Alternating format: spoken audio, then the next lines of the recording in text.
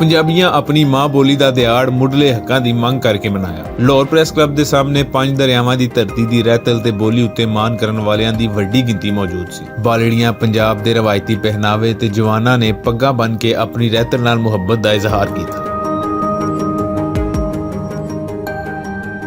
ਪੰਜਾਬੀ ਜ਼ੁਬਾਨ ਦੇ ਰਿਸਾਲਿਆਂ ਅਖਬਾਰਾਂ ਦੇ ਨਾਲ ਇਹ ਪੰਜਾਬ ਹਕੂਮਤ ਜੋ ਸਲੂਕ ਕਰ ਰਹੀ ਹੈ, ਅਸੀਂ ਸਾਰੇ ਰਲ ਕੇ ਦੀ ਮੁਜ਼ੰਮਤ ਕਰੀਏ और पंजाब हुकूमत नूं असीं दसना चाहते हैं कि अगर पंजाबी जुबान दी तुसीं कोई खिदमत करना चाहते हो तो इत्थों दी सहाफत, इत्थों दे अदब, इत्थों दे कल्चर नूं जिंदा रखो ते पाकिस्तान दे नाल नाल पंजाब दा कल्चर जिहड़ा है होएगा ते पाकिस्तान होएगा।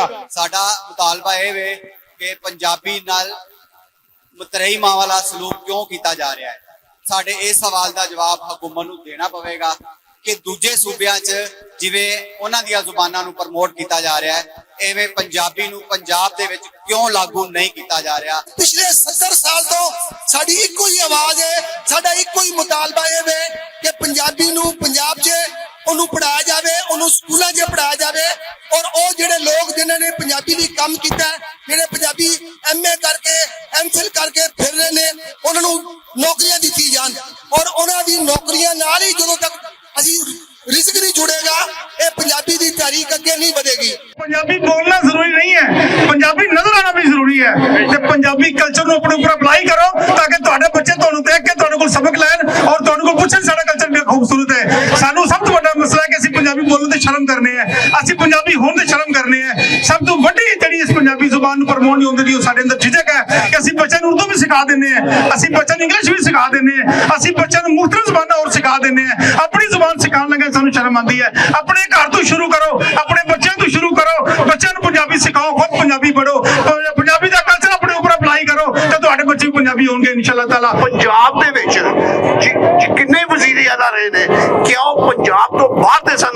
वो सारे पंजाब दे सन, पंजाब असैंबली दे मैंबर सारे पंजाब दे सन ते जिन्ना जिगर वो लोग जिहड़े ने वो पंजाबी नहीं लियाणगे, वो सिर्फ इस वास्ते नहीं लियाते कि वो अपने बच्चों नूं अंग्रेजी पढ़ाते ने, अपने बच्चों नूं अंग्रेजी स्कूलों दा हल करांदे ने, अपने बच्चों नूं बाहर दे स्कूलों दा हल करांदे ने ताकि वो इत्थे आके वजीर पाकिस्तान बनन। ते तुहाडी बहुत जनाब मेहरबानी, मैं गुजारिश यही करांगा कि जनाब जिन्ने भी इस वेले साडे वड्डे ने जिहड़े ऐतकी असैंबली आ रही है, चंद दिनां दी गल है, वो असैंबली लोकी उन्हां नूं कहो अपने अपने हल्किਆਂ ਦੇ ਆਪਾਂ ਨੂੰ जनाब पंजाबी नाफज करो। पंजाब दे जिड्डी मिठी ते जिड्डी सोहनी ज़बान और ठंडी ज़बान जिड्डी पंजाबी है ना, ओडी कोई ज़बान नहीं।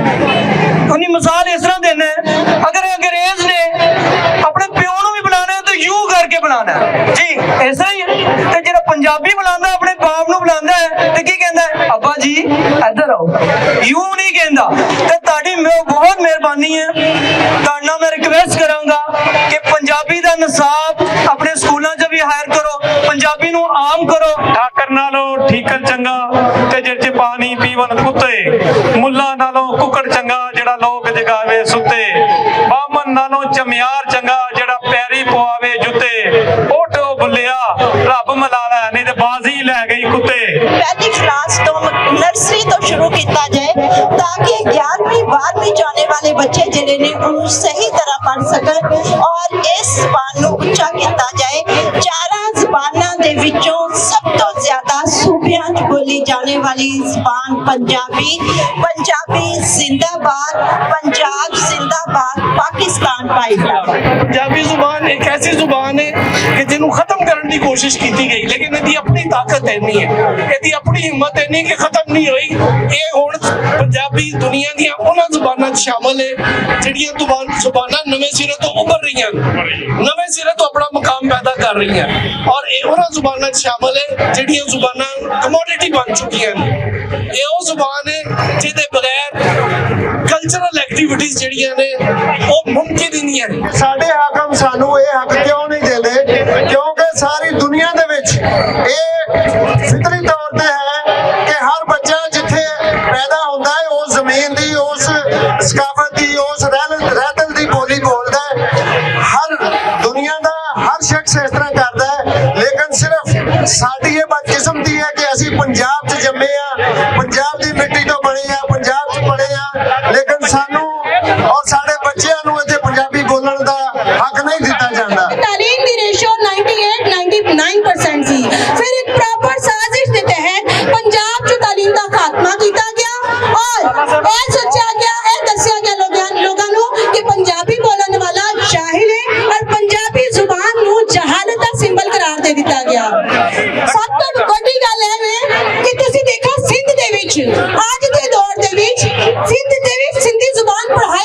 ਨੇ।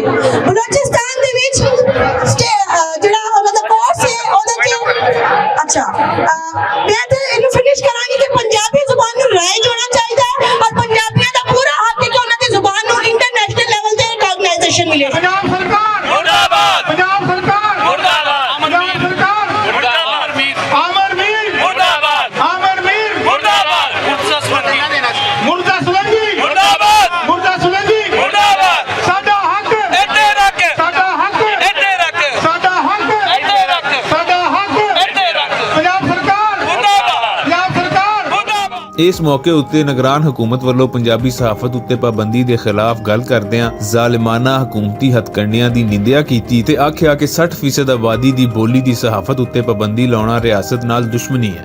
ਸਵਾਲ ਇਹ ਪੈਦਾ ਹੁੰਦਾ ਹੈ ਕਿ ਪੰਜਾਬੀ ਕੋਲੋਂ ਅਸੀਂ ਪਰਾਂ ਕਿਉਂ ਹਟ ਰਹੇ ਹਾਂ? ਬੀਬੀ ਤੈਨੂੰ ਕੀ ਖਤਰਾ ਹੈ ਪੰਜਾਬੀ ਤੋਂ? ਇਹ ਤੇ ਤੇਰੀ ਮਾਂ ਨਾਨੀ ਪੜਨਾਨੀ ਹੈ। ਵਾਹ ਵਾਹ ਵਾਹ ਵਾਹ। ਤੇਰੀ ਮਾਂ ਵੀ ਹੈ, ਤੇਰੀ ਨਾਨੀ ਵੀ ਹੈ, ਤੇਰੀ ਪੜਨਾਨੀ ਵੀ ਹੈ। ਬੀਬੀਆਂ ਦੀ ਹੈ ਜੀ ਮੇਰਾ ਬੱਚਾ ਜਿਹੜਾ ਉਹ ਜ਼ਾਹਰ ਰਹਿ ਜਾਏਗਾ। ਅੱਛਾ ਮੈਨੂੰ ਸਿੱਧਾ ਜਿਹਾ ਜਵਾਬ ਦਿਓ ਕਿ ਨਵੀਂ ਜ਼ਬਾਨ ਸਿੱਖਣ ਨਾਲ ਬੰਦਾ ਇਲਮ ਵਾਲਾ ਬਣਦਾ ਹੈ ਕਿ ਜਾਹਲ ਬਣਦਾ ਹੈ? ਜਾਹਿਰ ਇੱਕ ਨਵੀਂ ਜ਼ਬਾਨ ਚ ਸਿੱਖ ਲਓਗੇ ਤੁਸੀਂ ਤੇ ਉਹਦੇ ਨਾਲ ਤੁਸੀਂ ਗਵਾਰ ਰਹਿ ਜਾਓਗੇ, ਉਹਦੇ ਨਾਲ ਤੁਸੀਂ ਜਾਹਲ ਰਹਿ ਜਾਓਗੇ ਤੇ ਤੁਹਾਡੇ ਇਲਮ ਚ ਵਾਧਾ ਹੋਏਗਾ। ਲਾਹੌਰ ਦੇ ਬਹੁਤ ਸਾਰੇ ਸਕੂਲਾਂ 'ਚ, ਪੰਜਾਬ ਦੇ ਬਹੁਤ ਸਾਰੇ ਸਕੂਲਾਂ 'ਚ ਅਸੀਂ ਖੁਦ ਵੀ ਜਾ ਕੇ ਰਿਕੁਐਸਟ ਕਰਦੇ ਰਹੇ ਹਾਂ। ਜਿਹੜੇ ਸਾਡੇ ਸ਼ਾਗਿਰਦ ਐਮਏ ਪੰਜਾਬੀ ਕਿਸੇ ਸਕੂਲ 'ਚ ਪੜ੍ਹਾ ਰਹੇ ਨੇ, ਅਸਾਂ ਉਹਨਾਂ ਨੂੰ ਜਾ ਕੇ ਰਿਕੁਐਸਟ ਕੀਤੀ ਕਿ ਤੁਸੀਂ ਪੰਜਾਬੀ ਸ਼ੁਰੂ ਕਰਵਾਓ। ਕਾਲਜਾਂ 'ਚ ਪੰਜਾਬੀ ਜ਼ੁਬਾਨ ਦੇ ਉਸਤਾਦ ਆਪਣਾ ਹਮੇਸ਼ਾ ਕਿਰਦਾਰ ਅਦਾ ਕੀਤਾ ਔਰ ਇਹਦੇ 'ਚ ਕੋਈ ਸ਼ੱਕ ਨਹੀਂ ਕਿ ਪੰਜਾਬੀ ਲਈ ਅਗਰ ਉਹਨਾਂ ਨੇ ਕੋਸ਼ਿਸ਼ ਕੀਤੀ, ਜਿੱਦੋਜਹਿਦ ਕੀਤੀ ਤੇ ਪੰਜਾਬੀ ਨੇ ਅਸਾਜ਼ਾਂ ਨੂੰ ਇੱਜ਼ਤ ਵੀ ਦਿੱਤੀ।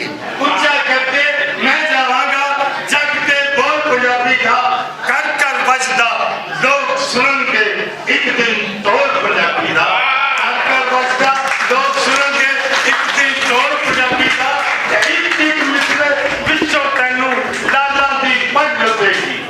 ਇੱਕ ਇੱਕ ਮਿਸਰੇ ਵਿੱਚੋਂ ਤੈਨੂੰ ਲਾਲਾਂ ਦੀ ਪੱਗ ਲੱਭੇਗੀ।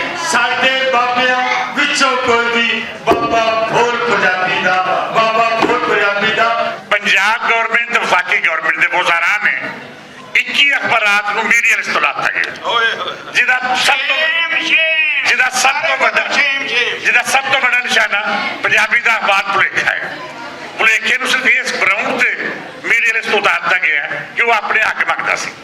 ਸੋ ਅੱਜ ਦਾ ਇਹ ਇਕੱਠ ਅਰਸ਼ਦ ਅੰਸਾਰੀ ਦੀ ਕਿਆਦਤ ਵਿੱਚ ਇਸ ਗੱਲ ਦੀ ਮੰਗ ਕਰਦਾ ਹੈ ਕਿ ਨਾਇਨਸਾਫੀ ਦੇ ਮੁਰਤਕਬ ਲੋਕਾਂ ਨੂੰ ਕੈਫਰੇ ਕਿਰਦਾਰ ਤੱਕ ਪਹੁੰਚਾਇਆ ਜਾਏ ਔਰ ਉਹਨਾਂ ਤੋਂ ਇਹ ਮੰਗ ਕੀਤੀ ਜਾਏ ਕਿ ਨਾਇਨਸਾਫੀ ਦੇ ਦਿਨ ਖਤਮ ਹੋਣੇ ਨੇ।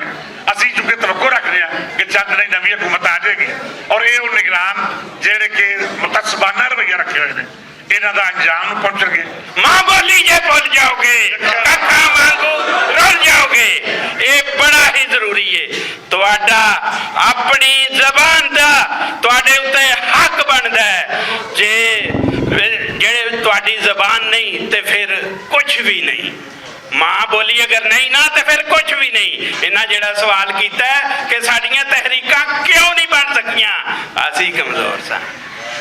ਜਿਹੜਾ ਤਹਿਰੀਕ ਚਲਾਉਣ ਵਾਲਾ ਹੈ ਉਹਨੂੰ ਤਗੜਾ ਹੋਣਾ ਚਾਹੀਦਾ ਹੈ। ਉਹਨੂੰ ਹੋਣਾ ਚਾਹੀਦਾ ਸਭ ਤੋਂ ਪਹਿਲਾਂ ਕਿ ਮੈਨੂੰ ਜਨਾਬ ਸਭ ਤੋਂ ਪਹਿਲੀ ਕੁਰਬਾਨੀ ਹੁੰਦੀ ਹੈ ਕਿ ਮੈਂ ਆਪਣੇ ਮਾਲ ਦੀ ਕੁਰਬਾਨੀ ਦੇਣ ਲਈ ਤਿਆਰ ਹਾਂ। ਮੈਂ ਸਮਝਦਾ ਕਿ ਅੱਜ ਜਿਹੜਾ ਦਿਨ ਹੈ ਇਹ ਅੱਜ ਪੂਰਾ ਮੇਲਾ ਮੈਂ ਦੇਖਿਆ ਟੌਪ ਤੋਂ ਉੱਤੇ ਥੱਲੇ ਇੱਕ ਮੇਲੇ ਦਾ ਸਮਾਂ ਹੈ। ਬਾਹਰ ਲੋਕ ਖਾ ਰਹੇ ਨੇ, ਤਸਵੀਰਾਂ ਬਣਾ ਰਹੇ ਨੇ, ਪੰਜਾਬੀ ਦੀ ਕਿਤਾਬਾਂ ਦੇਖ ਰਹੇ ਨੇ, ਪੜ੍ਹ ਰਹੇ ਨੇ, ਲਿਖ ਰਹੇ ਨੇ। ਮੈਂ ਸੱਚੀ ਗੱਲ ਹੈ कि मैं खुद बड़ा हैरान होया कि मिर्जा साहब ने तो पूरा मेला ही लुटिया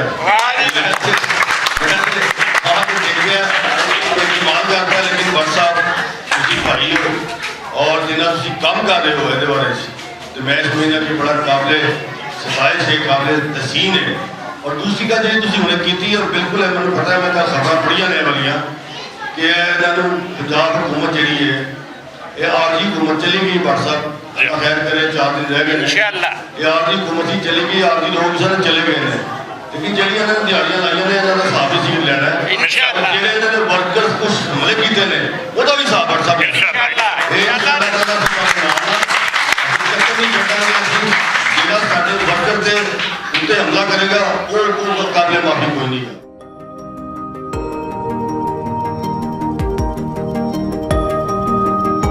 ਇਕੱਠ ਦੇ ਅਖੀਰ ਉੱਤੇ ਪੰਜਾਬੀ ਪਿਆਰਿਆਂ ਰੈਲੀ ਕੱਢੀ ਤੇ ਮਾਂ ਬੋਲੀ ਦੇ ਨਫਾਜ਼ ਲਈ ਨਾਅਰੇ ਲਾਏ।